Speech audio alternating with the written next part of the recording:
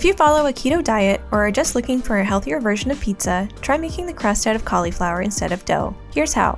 Start by pulsing 1 head of cauliflower cut into florets in a food processor. If you don't have a food processor, you can also grate the cauliflower by hand. Once it is finely ground, transfer it to a microwave-safe bowl, cover with plastic wrap, and microwave for 4 to 6 minutes until soft.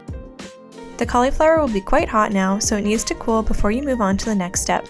When it's cool enough to handle, pour the cooked cauliflower into a clean kitchen towel over a large bowl. The cauliflower still has a lot of liquid in it, which we need to get rid of, so wrap the towel around the cauliflower tightly, then twist and squeeze to remove as much of the water as possible. When you've wrung out as much of the moisture as you can, transfer the cauliflower to another bowl and add Parmesan cheese, Italian seasoning, kosher salt, 1 egg, and grated mozzarella cheese. Thoroughly mix until everything is combined and resembles a rough dough.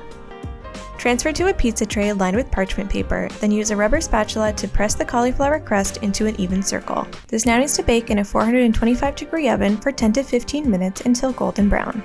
You're now ready to add your favorite toppings like pizza sauce, grated mozzarella, and veggies. We chose mixed bell peppers, then topped with more cheese and returned the pizza to the oven for another 10 minutes. One thing to note is that this version is definitely more delicate than regular pizza. You can cut it and serve it like a normal pizza, but the pieces might fall apart a little as you eat it. It still tastes great though. Subscribe to Dished for more keto recipes.